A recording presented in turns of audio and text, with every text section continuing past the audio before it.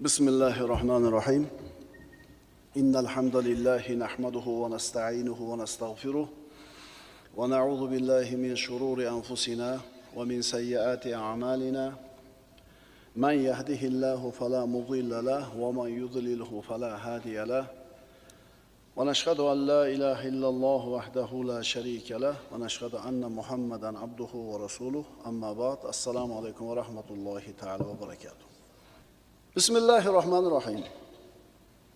Yangi mavzuyimiz tavfiq nima? Tavfiq. Alloh azza va jalladan ixlosini so'raymiz, o'zi tavfiq berishini so'raymiz, o'zi qo'llashini va siz bilan bizga bu darslarning foydali bo'lishiga ko'mak berishini so'rab boshlaymiz. Bismillahirrahmanirrahim. Alloh azza va jalla Qur'onda shunday marhamat qiladi. Astagfiru billah. Wattaqu yawman turja'una fihi ila Allah. Thumma tuwaffa kullu nafsin ma kasabat wa hum la yuzlamun. Va barchangiz Allohga qaytariladigan kundan qo'rqingiz. Qiyomatdan qo'rqinglar. So'ngra har bir jonga qilgan amali uchun to'la jazo beriladigan va hech kimga zulm qilinmaydi. Alhamdulillahi robbil alamin. Hammamiz musulmonmiz. Alhamdulillahi robbil alamin. Allohning borligiga iymon keltirganmiz. Hammamiz jannatni yaxshi ko'ramiz. Hammamiz jannatga kirishni va uning oliy darajalariga yetishlikni xohlaymiz. Hammamiz do'zaxni yomon ko'ramiz. Do'zaxga kirib qolishlikdan, do'zaxga ahil bo'lib qolishlikdan Allohdan panoh tilaymiz. Alhamdulillahi robbil alamin musulmonmiz. Robbimiz bizga amr qilgan, buyurgan buyruqlarni bajaramiz, lekin bajarayotganimizdan ko'ra mukammalroq bo'lishligini xohlaymiz. To'g'rimi? Ana shu amallarni mukammal suratda bajarish bizning foydamiz ekanligini bilamiz. Bilamiz, shuning uchun mukammalroq qilaylik deymiz, amallarimiz yana ham chiroyli bo'lsin deymiz, ammo doimo bunga qodir bo'lavermaymiz. To'g'rimi? G'ayrat bilan, jiddu jahd bilan, shijoat bilan bir ishni boshlaymiz, ammo bu g'ayratimiz uzoqqa bormay qoladi. Tanish manzarami? Bo'ldi, ertadan boshlab bomdodda masjidda o'qiyman deysiz. Bomdodda o'qiysiz, ertasi kuni o'qiysiz, keyin yaxshi bo'lib qolasiz. Ish to'xtab qoladi. Oxiriga yetkiza olmaymiz. Maqsadimizga yeta olmaymiz. Xohlaymiz bironta bir gunoh qilmaslikni. Xohlaymiz Allohning chegaralari, hadlarini buzmaslikni. Lekin doimo bunga qodir bo'la olmaymiz-da. Kitob o'qishini fazilat haqida ma'ruza eshitdingiz. Kitob insonning aqlini o'stirar ekan. Qayroq tosh pichoqni qayrab o'tkir qilganidek, kitob insonning aqlini o'tkir qilar ekan deb eshitdingiz. Va qasd qildingiz. Bo'ldi. Ertadan boshlab albatta kitob o'qiyman. Yotishdan avval, uyqudan avval yarim soat albatta kitob o'qiyman deb niyat qilasiz. Niyatli qilmaysiz, kitob ham olasiz. Boshlaysiz ham. Bir kun o'qiysiz, 2 kun o'qiysiz, keyin nima bo'ladi? Tanish manzarami? Bo'ldi. Kechki paytda yeyilgan ovqat odamga zarar ekan. Domlalar ham aytayapti buni, doktorlar ham aytayapti. Bo'ldi, 6 dan keyin kechki payt, 7 dan keyin ovqat yemayman deysiz. Bir kun yemaysiz. 2 kun yemaysiz. Ya'ni bizni deydi sharoitimizda, o'zbekchiligimizda qiyin ekan domla. Somordagi oshlarda hammasi kechki payt ekan. Bo'ldi. Dushanbadan trenajyorniy zalga chiqaman. Seshanbadan stadionga chiqaman. Chiqasiz 1 hafta, 2 hafta. Keyin nima bo'ladi? To'g'ri aytyapmanmi? Qo'llab qo'yinglar. Hammada bo'lganmi? Qolganlar harakat ham qilmaganmi, ko'tarmayotganlarchi? Bular harakat ham qilmagan, demak sizlarga tegishli emas. Ma'qul ko'targanlarga tegishli ma'ruza. Demak sizlar ishlanmagan, sizlar hech qachon bu narsani qila olmasliginglarga. E'tiqodinglar mustahkam, shunday qolaveringlar. Birodalar, bu mavzu juda o'ta muhim mavzu. Tavfiq mavzusi. Soddaroq qilib aytaymi, tavfiq nima? Mashinaning roli bormi? motor har qancha kuchli bo'lsin, mashina har qanchalik yangi bo'lsin, hadovoyi moshni bo'lsin, rol ishlamasa u foydasi yo'q, bir siqim temir. Uni kuch bilan bir 300 ta, 400 ta ot kuchi mana shu ishlab turibdi, qaysi tomonga bossiz tortaman deb turibdi. Agar siz aytgan tomonga yurmasa, u mashina sizga kerakli narsa bo'lmaydi. Tavfiq ana shu rul. Ma'qulmi? Yana ham soddaroq misol aytaymi? Tavfiq nima? Haligi bolangiz endi tikka turib yurishni boshlaganda, haligi 5 ishchilar qiladigan arava bo'ladi. 4 ta g'ildirakli, roli yo'q. 2 ta g'ishtni solib qo'yasiz. 2 ta g'ishtni itarib ketyapti. U bola faqat oldiga yura oladi-da. Shunda siz turib g'ildiragimni turtib qo'yasiz oldini. 5 gradus, 10 gradus burib turasiz, chuqurga tushib ketmasdan to'g'ri yo'lga chiqib oladi. Agar tek qo'yib qo'ysiz, borib devorga taqalib qoladi yoki chuqurga tushib ketadi. Tavfiq o'sha g'ildiragini tep to'g'ri tomonga burib qo'yish. Bo'ldi, qasd qildim. Haftasiga 2 marta albatta zalga boraman deydi. 3-4 kundan keyin eski holatiga qaytib qoladi. Tanish manzarami? Bu juda ko'pchiligimiz ustida bor bo'lgan haqiqat. Nimaga shunaqa bo'ladi? Bir qarasangiz, aql xushingiz joyida. Qilmoqchi bo'lgan ishi sizni foyda ekanligiga aniq ishonasiz. Ikkilanmaysiz, boshlaysiz, oxiriga yetkiza olmaysiz. Nima uchun shunaqa bo'ladi? Nima qilsak, mana shunday bir xayriyatli ishlarni davomiy suratda bajarib maqsadimizga yetamiz. Qanday qilsak, gunohlardan osonlik bilan tiyilamiz. Bizga bu narsa uchun nima kerak? Mana shu narsaga yetish uchun bizga nima kerak? Bizga tavfiq kerak. Allohdan bo'lgan tavfiq. Agar Allohdan bo'lgan tavfiq bo'lmasa, biz ko'zimizni ochib yumishga ham qodir bo'lmaymiz. Og'zimizdagi tupurgimizni ham yuta olmaymiz agar Allohning tavfiqi bo'lmasa. Mana 5 mahal namoz o'qiymiz. Har namozimizda Fotiha surasini o'qiymiz. Ihdinas siratal mustaqim deymiz. Parvardigor bizlarni to'g'ri yo'lga boshlagin. Nima? To'g'ri yo'lda emasmizmi? Alhamdulillahi robbil alamin, to'g'ri yo'ldamiz, islomdamiz, iymondamiz. Lekin nimaga doim o'qiymiz buni? Chunki Alloh taolo o'zi to'g'ri yo'lga boshlab turmasa, to'g'ri yo'lda turishingizga tavfiq bermasa, o'zi qo'llamasa, yo'lamasa, siz ko'z ochib yumgunchalik muddatdan ozroq muddatda adashib ketib qolasiz.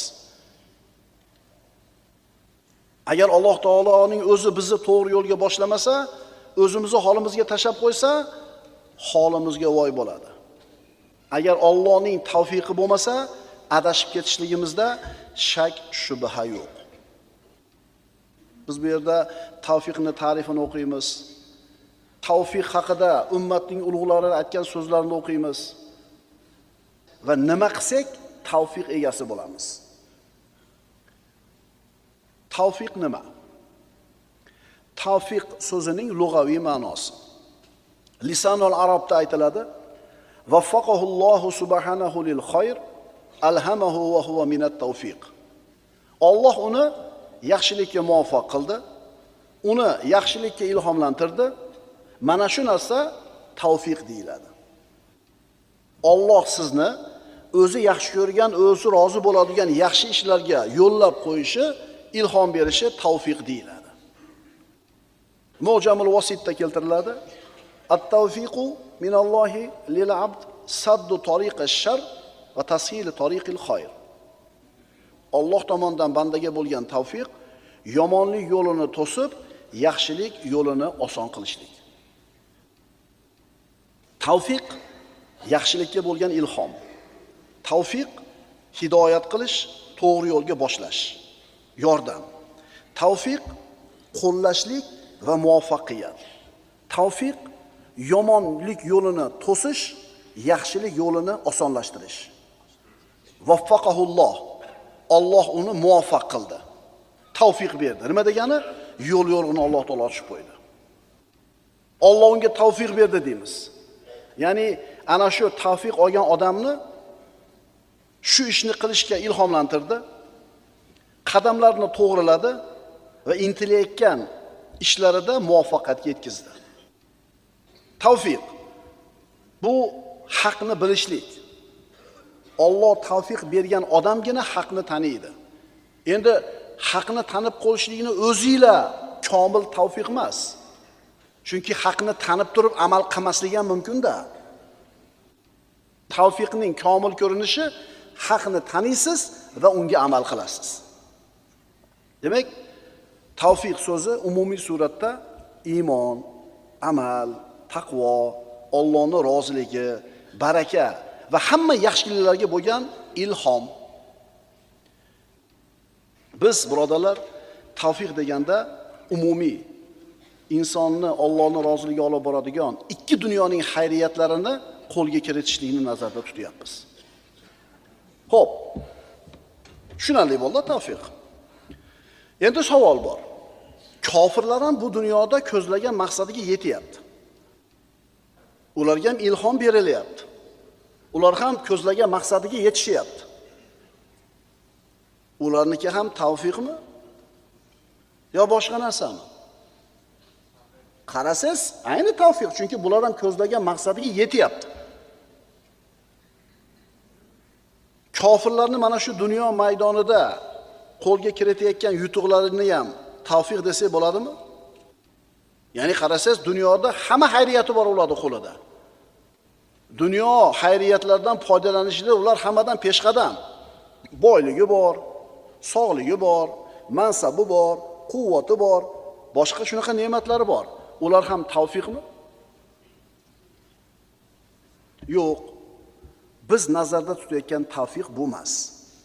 Chunki dunyo maydonidagi muvaffaqiyat boylik bo'ladimi, mansab bo'ladimi, shuhrat bo'ladimi, aql bo'ladimi, tadbir bo'ladimi? Bular Allohning taqdiri bilan sodir bo'laveradi. Ya'ni Alloh taolo ana shu kofirni, Alloh azza va jalla ana shu kofirni boy qilishni taqdir qilgan, boy bo'laveradi. Ammo biz aytayotgan tavfiq bunaqa emas. Alloh odil zot. Dunyo maydonida muvaffaqiyatga erishishlik uchun qanday sabablarni qilish kerak? Kim shu sabablarni qilsa, Alloh uni muvaffaqiyatga yetkazaveradi. Iymoni bormi, yo'qmi farqi yo'q. Dunyo maydonida qo'lga kiritiladigan muvaffaqiyatni qanaqa sababini qilishingiz kerak? Shu sababni qilsangiz, beraveradi. Biz aytayotgan tavfiq Allohning roziligiga olib boradigan, ikki dunyoning saodatiga sabab bo'ladigan ishlarga yetishlik tavfiq bo'ladi. Demak, dunyo maydonida kofirlarning qo'liga kelayotgan xayriyatlar tavfiq deyilmaydi. Men namoz o'qimasam ham ishlarim zo'r ketyapti deydi-yu. Eshitamiz shunaqaga. Mana sen namoz deysan, taqvo deysan, namoz o'qimasam ham, taqvodor bo'lmasam ham beryapti menga desa aytamiz, bu taqdir bu. Chunki sen qilayotgan ishni men ham qilyapman, menga bermayapti. Demak, taqdir bu. Allohni tanish, uning buyruq va qaytarg'ilarini bilish va ana shu buyruq qaytarg'ilarga amal qilishlik haqiqiy tavfiq bo'ladi. To'g'ri-da. Mana haligi Steve Jobs o'lib ketdi. Apple kompaniyasining asoschisi 8 milliard dollar qoldirib. O'sha yashayotgan paytda muvaffaqiyatning ramzi bo'lib qoldi. Steve Jobs desa bu muvaffaqiyatning simvoli bo'lib qoldi, ramzi bo'lib qoldi. Hamma havas qildi, dedi. Mana haqiqiy tavfiq topgan odam dedi. 56 yoshida oshqozon osti bezini raki bilan ketaverdi. Endi quruq ketdi u yoqqa. Tavfiqmi bu? Tavfiq Allohni rozi qiladigan amallarga muvaffaq bo'lish. Allohni rozi qiladigan ishlarni qilishlikka yo'l ochilishi biz aytayotgan tavfiq bo'ladi. Bandani ikki dunyoda ham saodatli qiladigan tavfiq bu taqvo va solih amallarga bo'lgan tavfiq. Nima uchun kofirlarga berilgan mana shu dunyo matohi tavfiq deyilmaydi? Chunki Alloh taolo bu dunyo matohini musulmonga ham, kofirga nima qiladi? Beraveradi. Sababini qilsa beraveradi. Dalil: Astagfirullah. Kullan numiddu haula'i va haula'i min ata'i robbik va ma kana ata'u robbika mahzura. Ey Muhammad alayhissalom deydi Alloh taolo Qur'onda. Bu dunyoda odamlarning barchalariga, hammalariga, mana bu mu'minlarga ham, onovi kofirlarga ham Parvardigoringizning ne'matidan ato eturmiz. Parvardigoringizning ne'mati hech kimdan man qilinmas. Dunyo maydonida beroradi hammaga. Endi o'ylab ko'ring, agar dunyo maydonida faqat mu'minlarga ne'matlar berilsa, kofirlarga hech narsa berilmasa, unda narigi kofirlar ham o'sha ne'mat uchun mo'min bo'lib ketardi-da. O'shuning uchun, ey bandalarim deydi Alloh taolo, berganim mukofot emas. Bermaganim jazo emas. Berganim sinov, bermaganim shifo. O'shuning uchun bir odamni ikkinchi odamdan qadr qiymatini belgilayotganda musulmonlar boyligini birinchi o'ringa qo'ymaydi. Iymoni, amali, taqvosi, solih amallarga qarab turib, bizdan balandroq bo'lsa, demak shu odam Allohga yaqinroq, bizdan yaxshi deymiz. Garchi kambag'al bo'lsa ham. Lekin biz odamlarda, aksariyatda hozirgi odamlarning ko'pchiligini kallasida Xudoga yoqqan joyi borki, zuvolasini kofirlarni bu dunyoda qo'lga kiritayotgan boyligi, sog'ligi, mansabi, peshqadamliklari nima ekan? Allohning taqdiri ekan. Bu dunyo matohini Alloh mo'minga ham, kofirga ham beraverar ekan. Tavfiq emas ekan bu. Balki istidroj bo'ladi, birodarlar. Kofirlarni bu dunyodagi muvaffaqiyati tavfiq emas. Taqdir, Allohning taqdiri yoki istidroj bo'lishi mumkin. Har qancha gunoh, ma'siyat, fisq, fujurga kirsa ham Alloh taolo kasal ham qilmaydi, kambag'al ham qilmaydi, qo'liga beraveradi, haddan oshib mana biz deganda Alloh taolo ko'tarib yerga chopadi. O'shuning uchun g'arbda, sharqda, dunyo maydonida, dunyoning mol mulkida siz bilan o'zidan o'tib ketganligi bizni nima qilmasin? Aldab qo'ymasin. Chunki bu dunyodagi berishlik, bermaslik hech narsani hal qilmaydi. Ha, musulmon odam boy bo'lgani yaxshi, kambag'al bo'lmagani yaxshi, boylikni Allohdan so'rash kerak, kambag'al bo'lishidan panoh tilash kerak. Lekin shu so'ragan duolaringizdan keyin Alloh qanaqa kun berayotgan bo'lsa, rozi bo'lishingiz kerak. Ana shu rozi bo'layotganingiz ham tavfiq. Ey Xudo, men senga nima yozuvdim? Bir musibat kelsa. Ey Xudo, qaysi qilgan gunohim uchun? Bora shunaqa gaplar. Demak, Alloh shu o'zi bergan kunga rozi bo'lmayotganligi, demak Alloh unga tavfiq bermaganligi, rozi bo'lishlikka yo'l ochmaganligini belgisi.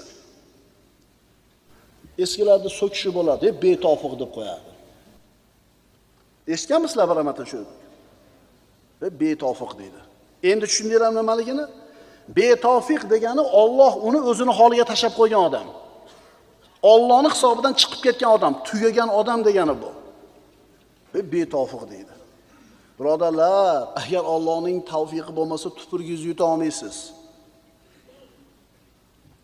Borda shunaqa boy akalarimiz. Undan ko'ra puli ozroq bo'lgan odamlar qilayotgan sarf-xarajatni, xayr-ehsonni yarmini ham qila olmaydi. Nimaga? Nima yo'q? Endi tavfiqni qo'lga kiritishimiz uchun bizga nima kerak? Bizga solih amal kerak. Alhamdulillahi robbil alamin, musulmon bo'ldik. La ilaha illalloh Muhammad rasululloh deb musulmon bo'ldik. Endi ana shu tavfiq bizda doim bo'lishi uchun, o'sha tavfiq bizda ziyoda bo'lishi uchun nima kerak bizga? Solih amal kerak. Astagfirullah. Man amila solihan min zakarin aw unsa wa huwa mu'minun falanuhyiyannahu hayatan tayyiba wa lanajziyannahum ajrahum bi ahsani ma kanu ya'malun. Alloh taolo aytayapti. Erkakmi, ayolmi? Kimda kim mo'min bo'lgan holida biron yaxshi amal qilsa, erkak ayol farqi yo'q ekan, musulmon bo'lsa bo'ldi ekan. Savob amal qiladigan bo'lsa musulmon bo'lib turib, Alloh nima deyapti? Bas biz unga pokiza hayot ato etamiz. va ularni o'zlari qilib o'tgan amallaridan chiroyliroq ajr savoblar bilan mukofotlaymiz. Erkak ayol farqi yo'q. Mo'min bo'lsanglar va mo'min bo'lib turib savob ish qilsanglar, biz unga pokiza hayotga tavfiq beramiz. Ya'ni pokiza hayotga yetishlikka yo'l ochib qo'yamiz deyapti. Tavfiqni qo'lga kiritishlik uchun bizga nima kerak ekan? Solih amal.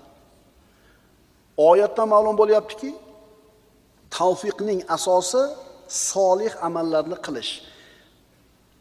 Qancha ko'p amal qilasiz, solih amallarni ko'p qilasiz, Allohning tavfiqi shunchalar ustingizda doimiy bo'ladi. Tazarru, Allohga iftiqor, toatlarni bajarishlikka Allohdan yordam so'rashimiz kerak. Va mana shu o'rinda tavfiq degan ne'matga ega bo'lishimiz uchun bizga foyda beradigan eng ulug' amallardan bittasi duo. Aqulu qawli hada va astaghfirulloh li va lakum. Innalloha va malaikatahu yusalluna ala nabiy ya ayyuhallazina amanu sallu alayhi va sallimu taslima. Assalomu alaykum va rahmatulloh.